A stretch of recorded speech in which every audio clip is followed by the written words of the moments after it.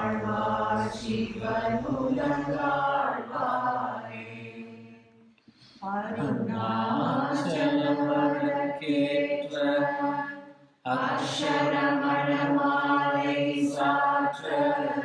Arunachal Shiva, Arunachal Shiva, Arunachala, Arunachal Shiva, Arunachal Shiva, Arunachal Shiva, Arunachala. For the devotees and you can say disciples, shishyas and bhaktas of Bhagavan Sri Ramana Maharishi. And Bhagavan gave the difference between, what is the difference between a shishya and a bhakta? Someone had asked him that once. And he said a devotee is the one who looks upon the guru or the deity as God and worships him. A shishya also does the same, but he looks upon the guru as God, follows his teachings, and intently tries to practice those teachings and realize the truth of them. So I consider we all are shishyas, or should be shishyas, and devotees. So what I think is most remarkable is that 6 weeks before he arrived at Arunachala, the boy Venkataraman was just a normal boy, like any one of us. Now, can we imagine going into our room, in our bedroom, sitting on our bed, and all of a sudden feeling, I'm going to die. It's over. Everything I hold dear to me is leaving. That my wife, my husband, my children, my car, my house, all the paraphernalia all around, my profession, everyone I knew, it's over. We're just going to lay down in our bed and die. So that's exactly what Bhagavan did.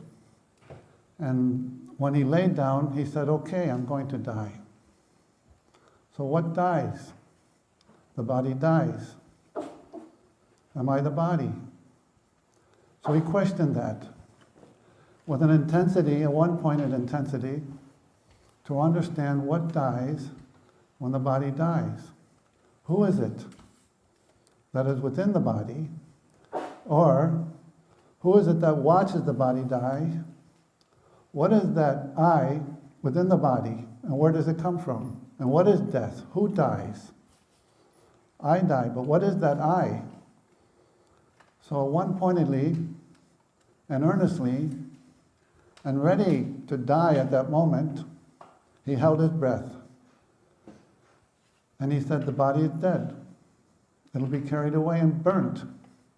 But what is that I that's within the body, that is aware, that's thinking now, or not, or stop thinking, and just focusing on the I within itself? Who is that I? So what was remarkable, that Bhagavan focused so intensely on that I, he went to the source of that I. And what is the source of the I? The source of the I is the self.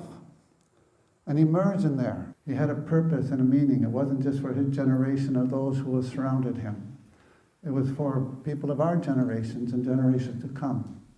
By the grace of Bhagavan, we want to unveil the truths within ourselves by getting to the question, who am I, as was propounded or given by him, layer by layer. When you keep on removing that which is not a real you reach to that essence. But how many of us are sincere in our search for truth? Leaving that question unanswered and connecting to the powerful current of clarity, the powerful current of joy, the powerful current of that purity which makes us one with a realization of bliss. We fold our hands and stand in front of Arunachala, and how Bhagwan has helped as well as is helping many seekers to get to the most beautiful aspect of our being.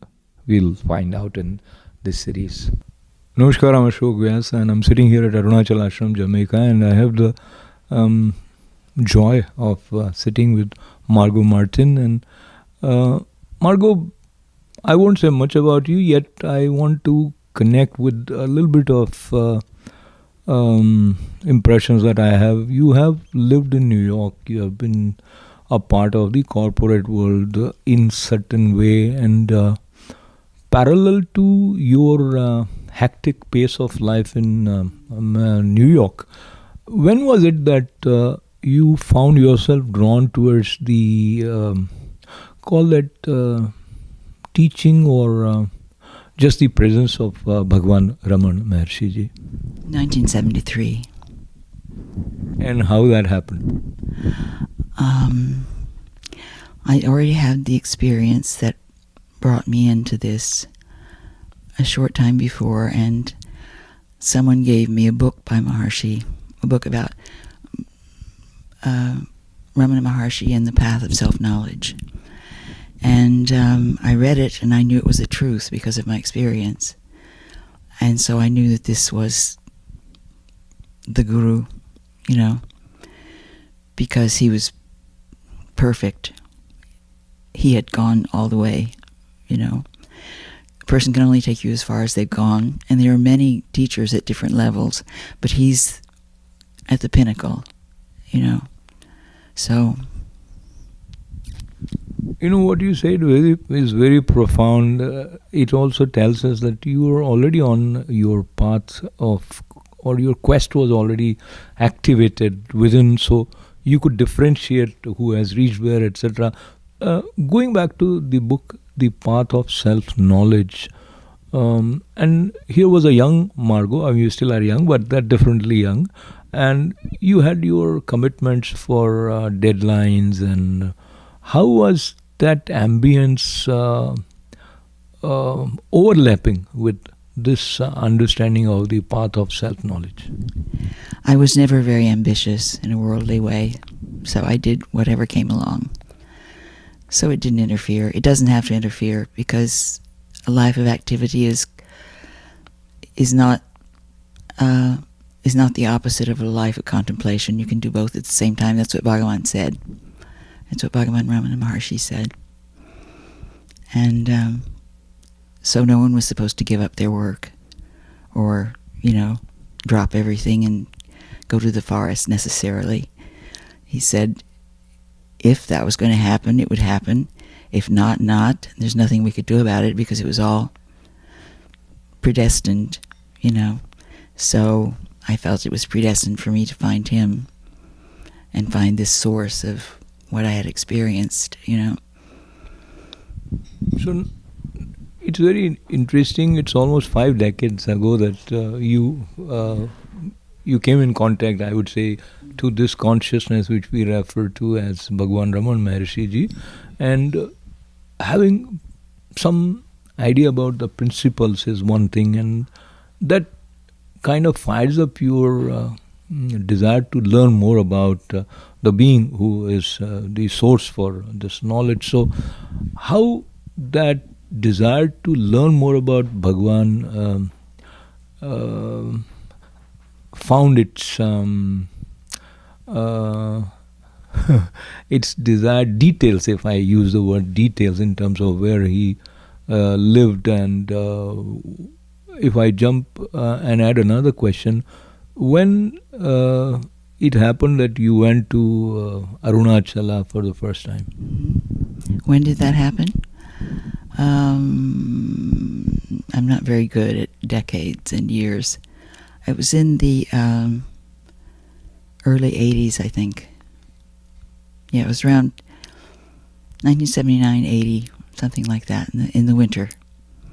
And what were the first impressions, as well as who did you go with, and what were you expecting? And by that time, probably you had read more about Bhagwan. Yeah, I had. I didn't know what to expect, and I went with a friend who was also coming to the ashram. We had an ashram on East 6th Street, and that I had discovered. And so she came with me, and I didn't know what to expect. But what I found was this incredibly quiet, peaceful place in this noisy, crazy country, you know. And I found that my concentration was better there. And Bhagavan said to walk around the hill.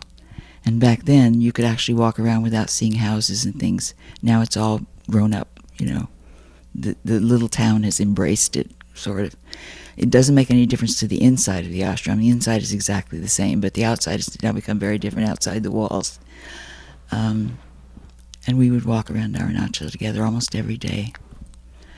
And it was a wonderful experience. Then Kunja Swami said, he was one of the early disciples of Bhagavan. He said, you're going around every day, that's Rajasic devotion. He said, you should skip a day in between, which I was sort of glad of because my feet were really suffering. They were like really in pain. And so that way my feet had time to heal in between, you know, our trips around. But that was so memorable. The last time I went, I couldn't walk so well. So I had to go in 3 trips, you know. And I really missed going around every day. I just only got to go once this last time, you know. It was a wonderful practice and so simple. And Bhagavan said that whether the person believes it or whether he doesn't, or whether he knows about it or he doesn't, Arunachala does good to those who circumambulate it, you know. And I believe that because I wound up in this ashram, you know. I want to trace some of your early experiences of all that knowing or learning more about Bhagwan. And so when you are in New York, were there some people who could understand and relate to your inclination or relationship with Bhagwan, internal? You mean like at work? Not necessary, anywhere. Well, that's how I found the ashram.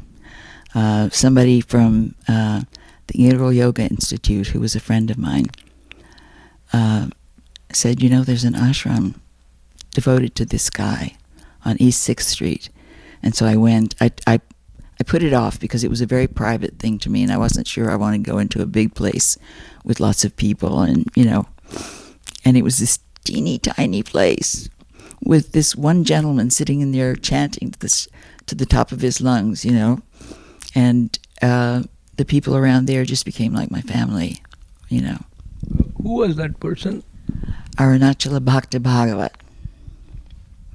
And he started the ashram in New York, in this country. And he was not someone you would think would be attracted to Bhagavan, because he was a very outspoken character. He was a bit of a character. But we got along very well.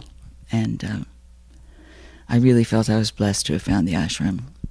And then slowly I met other people, some people that are no longer with the ashram, that have gone. But we were always very small, because not that many people, I hate to say can dig it, but that's sort of thing that comes to my mind. So we didn't have a lot of people, not nearly as many people as now come to the celebrations. But there's mostly Indians. When I was coming, they were mostly Westerners. So. Just trying to understand what you just said, and I'm also being very transparent in mentioning what I am about to say. Is when you were sharing that he was outspoken and not many people come and sit, and I don't know why I felt kind of emotional cloud within, or I don't have words to express.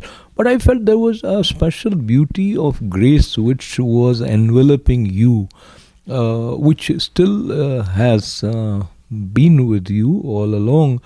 But how that happens, it's very difficult to pinpoint. And when I say this again in the context of us being away from India, the place where he breathed and he lived, and especially in Manhattan, and then the color of skin is there. Then there are different formal pathways of truth.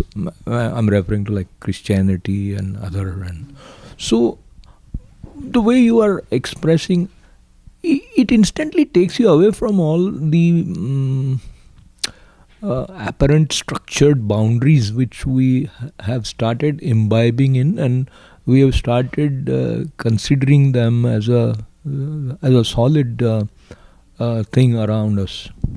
I don't quite understand what you mean.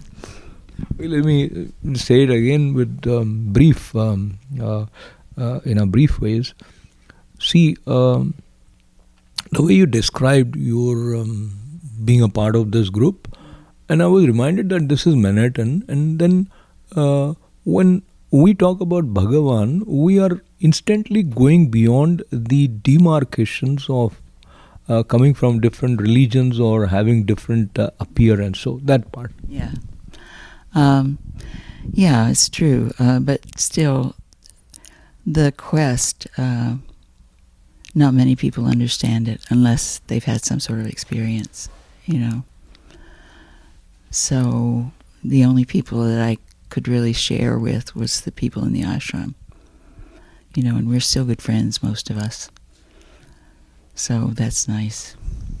If I may request you, and if you feel, when you say experience, is there anything that you can put in words in terms of describing your experience? It was very simple.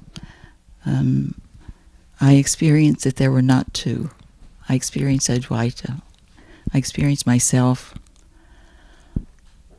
not the little self that's talking now, but on a much deeper level, and I just understood, you know.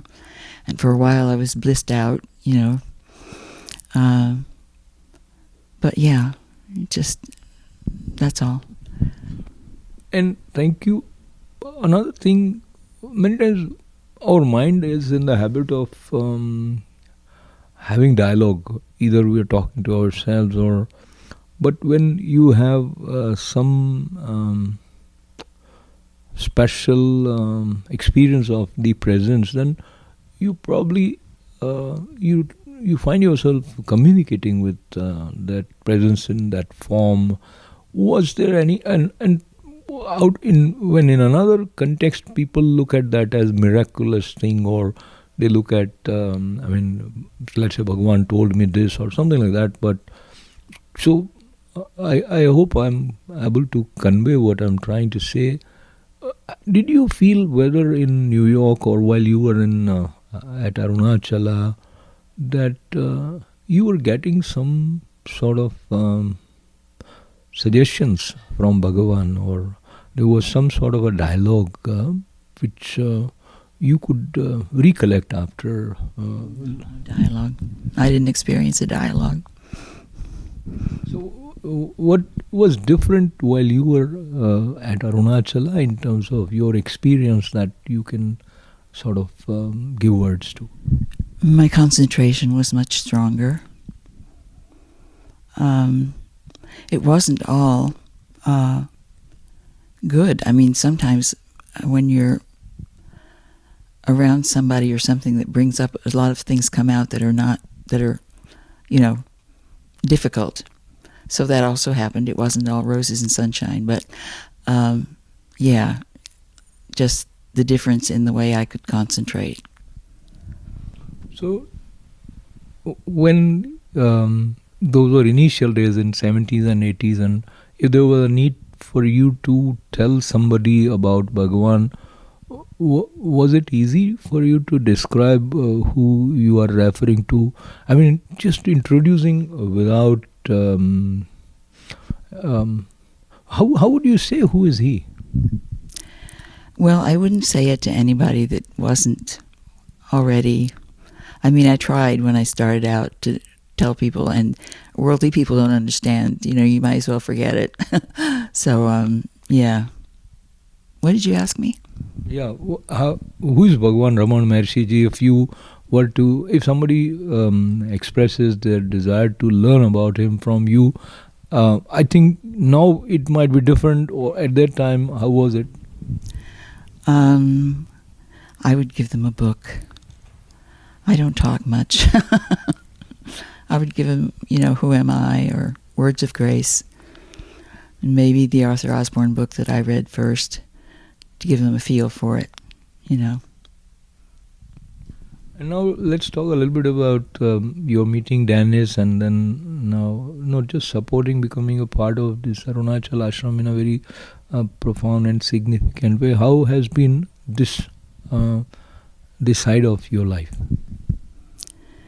What do you mean, this side of my life? This side being now, you pretty much, I think you're more a part of the presence of Bhagavan 24/7 is what my observation, without actually understanding, tells me. I don't know how to answer that. It's become my whole life here because I'm retired, so I don't have to go to work. But I still have vasanas, and some of them are very tough and very complicated. My mind is not an easy one, I feel like I'm trying to straddle a wild horse sometimes, and often not succeeding. And how the chanting helps in streamlining the mind? I find it clears the mind.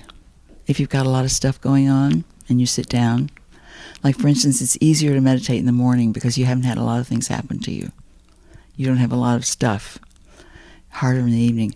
And we used to chant. We don't chant so much now, and I sometimes regret it. We used to chant for about 45 minutes, chant and recite from Tulsidas Ramayan and things like that. And then we would meditate. And I found that my mind had been cleared. Yeah. So, moving towards the concluding part of our conversation, with a lot of thanks to you. It's a very imaginary question, and you may or may not want to respond. But if you sometimes think that if you would have not in 1973 came across the book, The Path of Self-Knowledge, was your life going to be different? Yeah.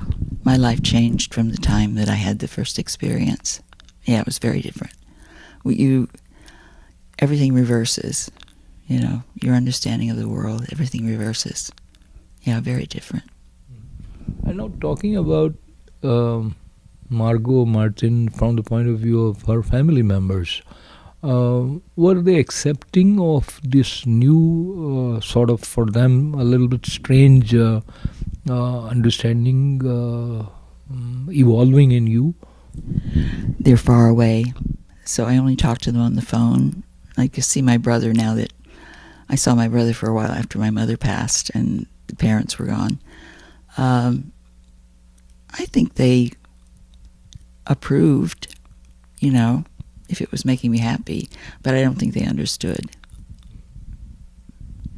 So now moving beyond Margo and Ashok and generally any reference point which we so far were referring to, talking about your understanding or about life, and what is the ultimate achievement that one can have in this human form, based on Bhagavan's teaching that you may share with us?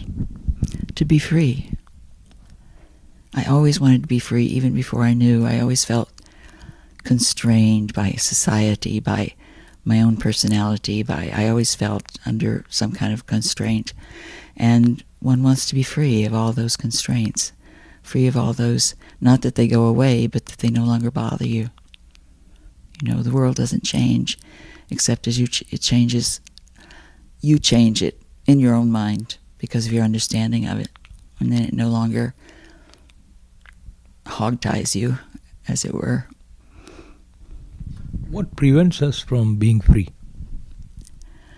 Our minds, all of our duties, our obligations, our personal likes and dislikes, our fear of death, our fear of other people, our whatever happens in your mind constrains you. And how to deal with it? By long practice. Long practice. I want to thank you for giving us the opportunity to talk to you and allowing us to get into that part of your consciousness which is very which has its own sanctity, and by the grace of Bhagavan you are on the path of self-knowledge at a stage where I would extend my pranams to you. Thank you very much. Thank you. Thank you.